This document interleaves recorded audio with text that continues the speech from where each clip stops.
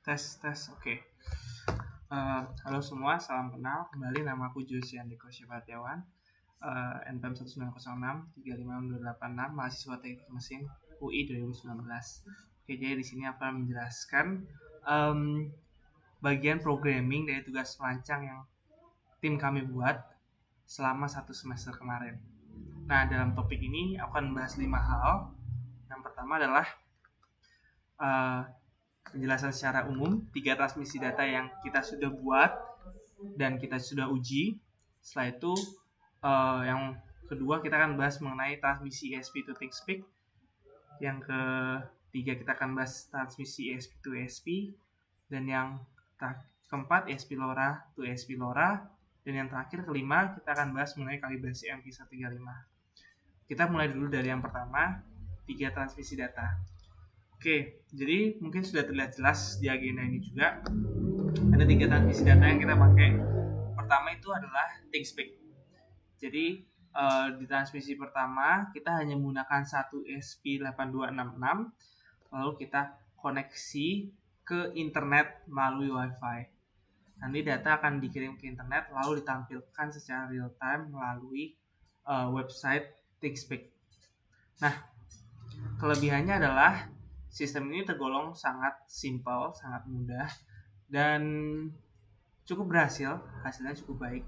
Tapi kekurangannya adalah latensinya sangat tinggi. Untuk mengirimkan satu data itu paling cepat 15 detik, tapi secara real biasanya lebih dari 20 detikan untuk bisa mengirim data dari modul sensor yang ada di quadcopter ke website ThinkSpeak-nya.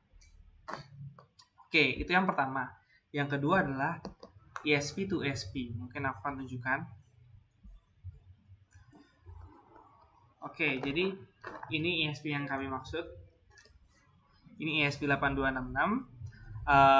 Jadi di metode kedua ini kita akan koneksi ESP, salah satu sebagai client dan salah satu sebagai server. Nah, ini sebagai server. Oke. Kelebihannya adalah tidak seperti ThinkSpeak. Sistem ini bisa mengirim data secara real time, benar-benar langsung, bahkan di bawah 1 detik sequence. Itu bisa di-adjust. Sistem ini sangat reliable, bahkan kita menemukan resources di internet yang pakai algoritma untuk mengubah data ke JSON sehingga package-nya lebih stabil. Nah, kekurangannya adalah sistem ini masih terbatas juga. Biasanya meskipun lebih baik daripada ThinkSpeak, sistem ini biasanya punya jangkauan hanya sekitar 10 sampai puluhan meter saja. Oke, itu yang kedua. Nah, sekarang kita akan masuk yang ketiga, yaitu ESP LoRa atau ESP LoRa. Nah, LoRa itu singkatan dari long range. Mungkin gambarnya seperti ini. Nah, ini modul low range SX1207. Nah, kelebihan dari modul ini adalah dia bisa meningkatkan performa dari transmisi data hingga sekitar 3-5 km untuk ruang tertutup dan 5-15 km untuk ruang terbuka. Nah, kekurangannya adalah algoritma yang biasa dipakai itu belum pakai JSON. Karena dia nggak pakai sistem WiFi, dia pakai sistem radio, sehingga bisa saja datanya itu tidak lengkap atau datanya hilang sebagian ketika dikirim. Mungkin nanti saya akan tunjukkan lebih jelas lagi. Oke, sekarang kita akan masuk yang ke pertama, ESP to ThinkSpeak. Nah, ini programnya.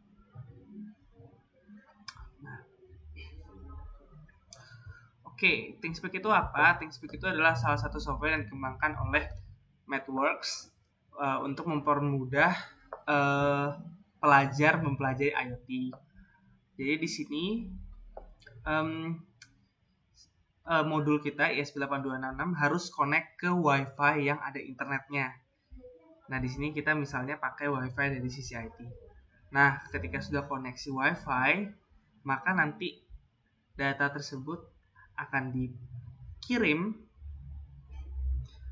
Nah, ini klien dalam bentuk string. Oke, mungkin aku pause dulu, aku akan tunjukkan ThinkSpeak-nya. Ini nggak bisa pause ya? Oh, oke. Baik, ini tampilan ketika data sudah dikirimkan ke ThinkSpeak. Jadi nanti kita bisa adjust sendiri, sesuaikan sendiri tampilannya mau seperti apa. Nah, di sini aku menampilkan 3 data, sorry. Yang pertama data ppm yang sudah diolah, calibrated. Terus 2 bawah ini adalah nilai dari hambatan R0. Jadi ketika MQ135 mengukur, dia adalah jenis alat ukur yang berbasis hambatan.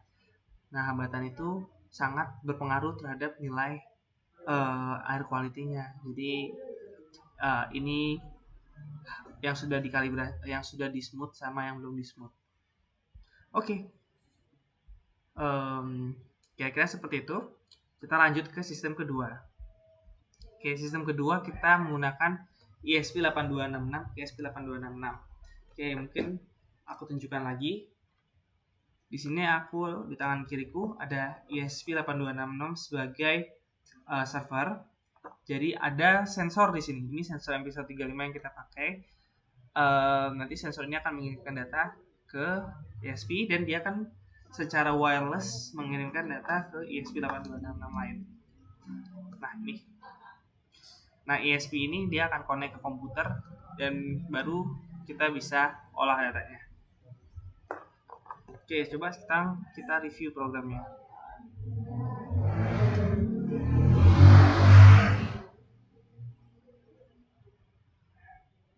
Oke, jadi di sebelah kiri kita ada ESP server dan di sebelah kanan ada ESP client. Server yang akan mengirim, client yang akan menerima.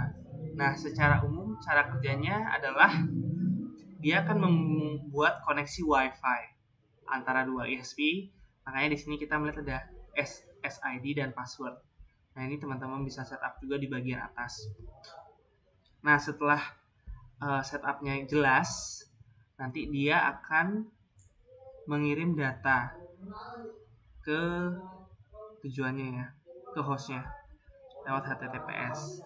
Nah, yang menarik dari kode yang kita pakai di sini dan ketemu resourcesnya di internet adalah dia mengirimkan data sudah menggunakan packaging dalam bentuk JSON. Nah, kelebihannya apa? Coba aku tunjukin ya JSON. Nah, ini algoritma untuk membuat JSON-nya.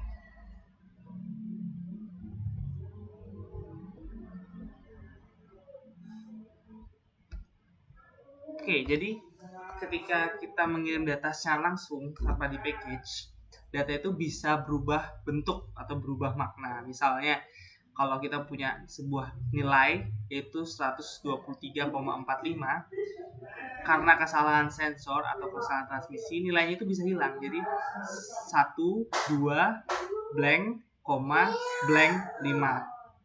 Nah, data seperti itu data kotor dan tidak bisa diolah. Hal itu bisa diatasi dengan menggunakan data packaging yaitu JSON. Oke, setelah kita melihat server, kita akan melihat klien. Di sini di klien kita harus parse lagi data yang dikirim melalui JSON tersebut. Kita harus pecah lagi dan setelah itu kita print di serial monitor. Kurang lebih seperti itu sih konsep sederhananya. Oke, itu yang kedua. Dan selanjutnya kita akan masuk ke yang ketiga. Mungkin aku akan tunjukkan lagi sensor yang kita pakai. Yang ketiga itu kita pakai LoRa. LoRa itu singkatan dari Long Range Module.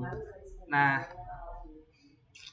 mungkin tadi sudah sempat tunjukkan. Ini kira-kira kayak gini penampakannya. Ini LoRa SX1207 1278.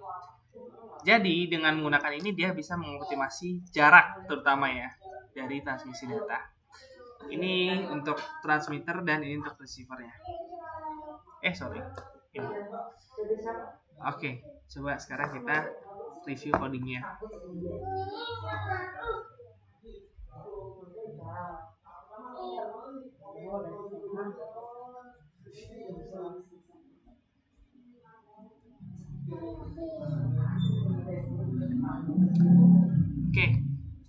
loadingnya sudah terlihat. Sekarang konsepnya kurang lebih sama, tapi ketika kita menggunakan library LoRa, dia udah ada library untuk transmisi data. Misalnya kalau kita lihat di bagian void loopnya, di sini bukan hanya ada serial print, tapi ada LoRa print. Nah, LoRa print ini artinya dia akan mengeprint data tersebut di microcontroller yang terhubung. Kira-kira seperti itu. Nah, untuk men-setup cukup sederhana, ada di bagian sini. Nah, ini biasanya dia akan langsung tersetup setelah beberapa detik. Oke, sekarang kita akan lihat receivernya.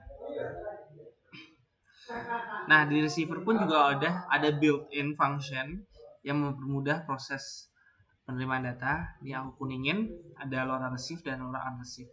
Nah, tinggal datanya kita proses, dalam package-nya kita pecah lagi, dan kita tampilkan. Oke, itu ya cara kerjanya secara umum. Mungkin menggunakan kode dari LoRa ini, aku ingin jelaskan sedikit proses pengolahan data yang kita pakai di MQ135 ini. Nah, jadi data ini setelah kita amati, datanya itu punya fluktuasi yang sangat tinggi. Bisa dari 100 tiba-tiba 700, lalu turun ke 300, naik lagi dan seterusnya. Karena itu di sini kita pakai smoothing. Nah, ada smoothing variables. Nah, smoothing ini bertujuan supaya naiknya itu nggak drastis, tapi naiknya perlahan-lahan dan terlihat lebih natural. Oke, ini adalah algoritma dari smoothing itu sendiri. Smoothing yang kita pakai sampai 30. Jadi setelah 30 data baru kita sum up, lalu kita average, dan itulah nilai dari data pertama. Lalu data plus 1 untuk data kedua, data plus 2 untuk data ketiga, dan seterusnya. Oke, mungkin teman-teman bisa pelajari lebih lanjut lagi tentang algoritma smoothing melalui resources yang ada di internet. Nah, mungkin yang agak berbeda di sini adalah di sini kita ada new ppm. Kita ingat kalau di sini kita baru bisa dapat data pertama setelah ada 30 data. Nah, untuk selama menunggu sampai 30 data itu kan pasti makan waktu. Nah, selama itu data yang ditampilkan adalah data dummy. Nah, di sini adalah algoritmanya. Data dummy itu diperoleh dari perkalian parameter-parameter tertentu. Oke, satu lagi yang perlu diperhatikan adalah ketika kalian mengolah data, pastikan datanya itu, mungkin aku yang tunjukkan.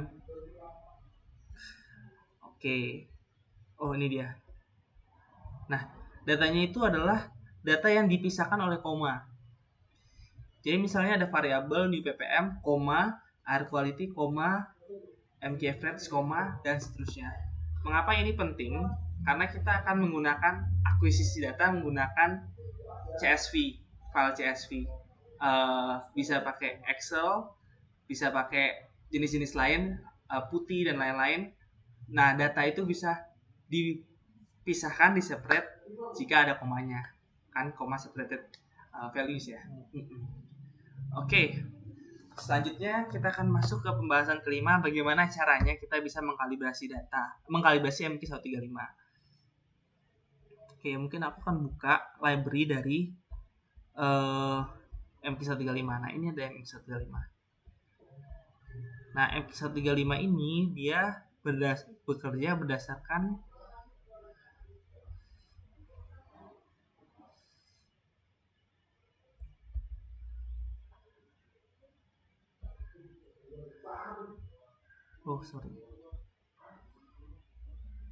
libraries.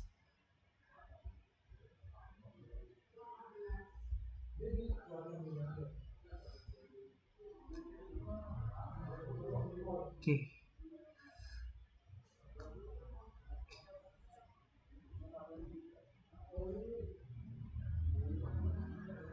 Oke, jadi ini ketika kita menggunakan library Arduino yang biasanya kita panggil dengan include, dia sebenarnya ada foldernya. Biasanya foldernya itu ada di dokumen, Arduino, dan libraries.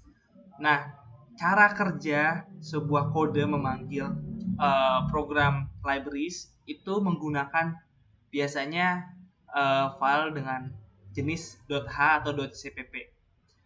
Nah, khusus untuk MK135, kalian harus mengkalibrasi si sensor itu dengan membuka kode tersebut. Nah, coba kita lihat ya. Di sini kita sudah buka MK135CPP sama .h-nya. Nah, di CPP ini itu isinya adalah rumus-rumusnya. Rumus-rumus perhitungan, rumus-rumus fungsi yang bisa dipanggil ketika kalian menggunakan Arduino IDE-nya. Nah,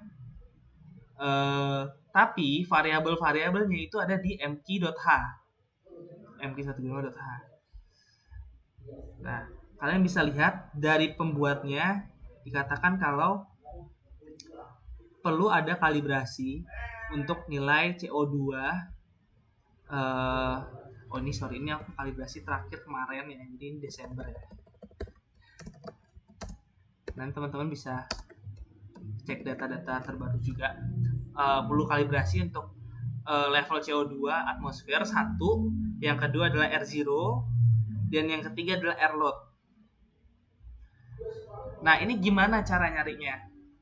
Jadi yang pasti tentunya kalian harus running programnya itu secara dummy. Tapi jangan pernah berharap data kalian udah pasti akurat. Nggak mungkin, data kalian pasti salah. Nah, ketika kalian running secara dummy, kalian harus panggil beberapa fungsi. Yang kalian harus panggil itu adalah ini ya. Sorry, mana ya? Oh, ini, R0. Nah, R0 itu adalah seakan-akan nilai ambang hambatan dari pengukuran. Nilai di Bandung sama di Jakarta atau di kota-kota lain itu berbeda. Jadi kalian harus tahu R0 di tempat pengukuran kalian itu berapa. Cara dapatnya adalah ini, dengan memanggil kode ini, dengan running dummy yang pertama. Dan running dummy-nya berdasarkan datasheet, kalau untuk MK135 itu kalian harus running sekitar 24 jam. Jadi untuk sensor gas dia ada namanya burning rate, burning time-nya. Burning time itu kenapa dibutuhkan? Jadi sensor ini bekerja berdasarkan ganti ya. Jadi sensor itu kan ada yang bekerja berdasarkan voltase, ada yang berdasarkan hambatan. Nah, sensor MQ itu dia MQ2, MQ15, MQ11 semuanya berdasarkan hambatan. Nah, hambatannya itu dia nggak built-in. Nah, hambatannya itu terbentuk karena reaksi dari udara jenis tertentu terhadap si modulnya di sini. Jadi nanti ketika ketika terjadi reaksi, biasanya dia akan membentuk lapisan-lapisan kayak pengotoran gitu ya, di penebalan R seakan-akan ya. Nah, nilai itu baru bisa optimal ketika kalian sudah burning selama 24 jam. Nah, jadi jangan heran kalau sensor-sensor lain itu biasanya kalian pegang nggak panas, tapi kalau MQ itu semuanya akan panas kalau kalian pegang, karena emang dia proses burning supaya dia bisa mensensor. Bahkan sekalipun kalian sudah burning rate selama paling pertama udah 24 jam selesai burning, setiap kali kalian mau pakai, kalian harus tunggu sekitar 10 menit atau 5-10 menit supaya dia bisa, data yang dipakai itu bisa optimal. Kira-kira itu untuk MK135. Beberapa sensor gas dia lebih advance sehingga tidak perlu proses seperti itu. Tapi sekali lagi kita menggunakan jenis MQ yang membutuhkan proses itu. Jadi apapun sensor yang kalian pakai, kalian harus pelajari datasheetnya dulu.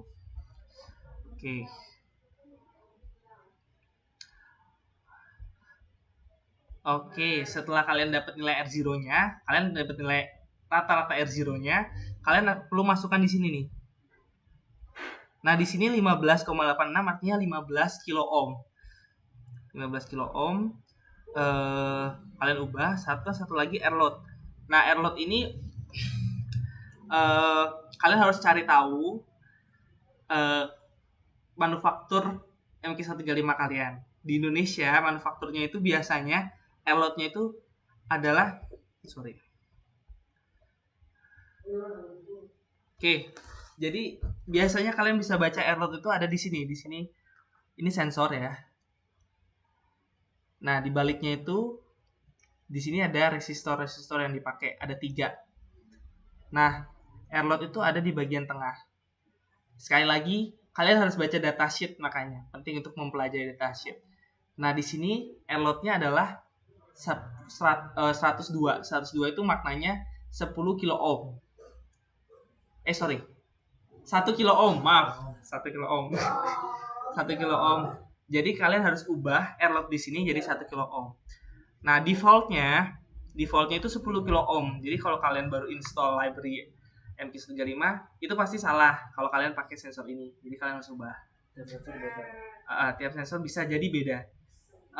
Optimalnya itu kemarin aku baca sekitar 10 kilo ohm sampai 47 kilo ohm. Tapi ya ini beda sendiri sebenarnya yang 1 kilo ohm. Tapi ya udah, apa yang kita dapat kita tinggal adjust aja. Ya udah, setelah ini diubah, yang terakhir kalian lihat data atmosferik CO2 terkini. Itu bisa lihat di internet aja ya, terus ubah sendiri. Oke, setelah semuanya di setup, kalian save dan baru bisa run sensornya sesuai yang diinginkan. Oke, kira-kira itu yang aku bahas hari ini. Oh ya, mungkin aku pengen tambahin satu lagi, data streamer ya. Coba aku pause dulu ya, biar siap-siap. Oke, mungkin lanjut sedikit lagi ya.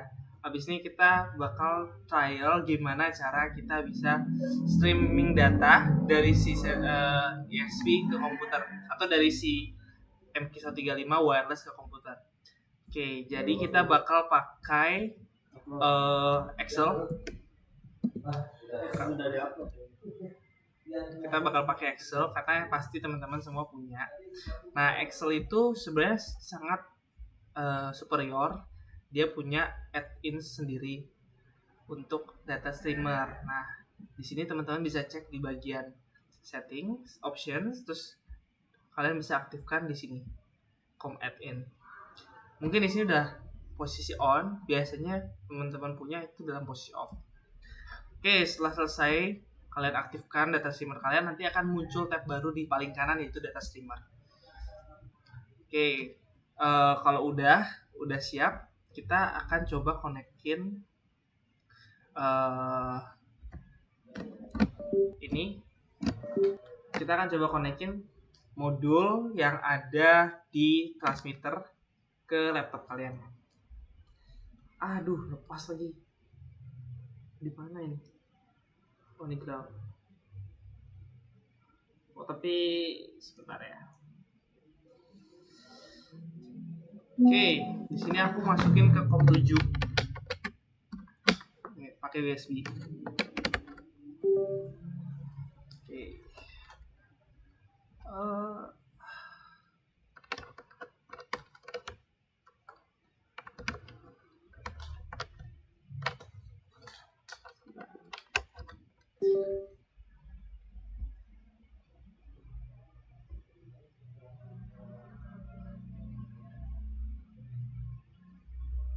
Oke, coba kita connect sekarang ke COM7.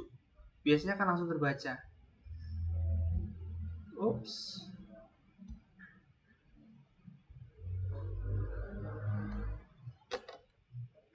Nah, ini ada COM7. Kita akan langsung connect. Nanti dia akan membentuk sheet-sheet khusus, table-table khusus, dan kalian bisa personalisasi belakangan. Oke, coba sekarang kalian buka lagi kode Arduino kalian supaya tahu setupnya seperti apa. Ini setup klien terakhir, kita pakai metode kedua yang pakai 9266. Di sini aku setup untuk serial di 9600. Nah, ini kalian hafalin. Oops. Dan sekalian setup. Oke, ini di setup di 9600. Yang lain cukup?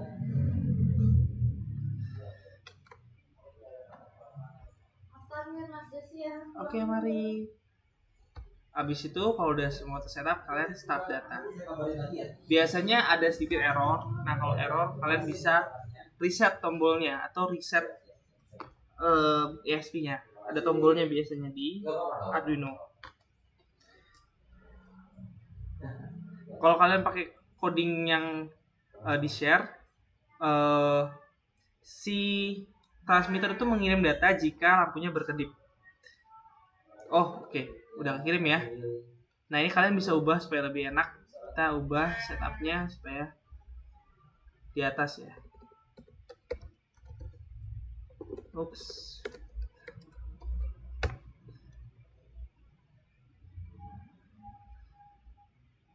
Nah, oke. Nah, udah masuk ya. Jadi nanti kalian bisa namain sendiri setiap channel yang ada, CA1, CA2, CA3, CA4, CA5, CA6. Nah, ini dipisahkan oleh koma. Jadi Excel bisa membedakan data karena dia melihat ada koma di antara values CH2 dan CH3. Apa? Oh ya, nanti sorry. Oke, mungkin kalian bisa cek lagi di codingnya. Kalau untuk coding ini CH2 itu adalah AQI, Air Quality Index, hasil dari smoothing. CH3 adalah AQI, hasil dari kalibrasi. CH4 itu adalah R0, hasil dari smoothing. CH5 itu adalah R0 saat ini yang real time, dan CH6 itu adalah resistant saat ini yang real time. Oke, seandainya ada masalah seperti ini, data putus, biasanya ada masalah di daya elektrik. Kalian bisa riset aja, either di klien atau di server ya. Oke, coba kita tunggu sampai dia nyala lagi.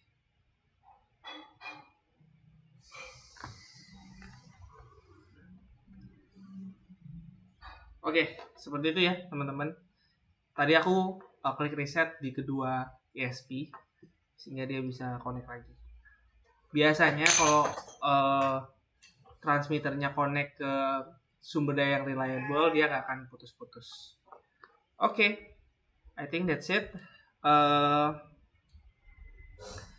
Oke, terima kasih teman-teman sudah menyaksikan. Semoga bisa membantu untuk project atau tugas merancang berikutnya. Terima kasih.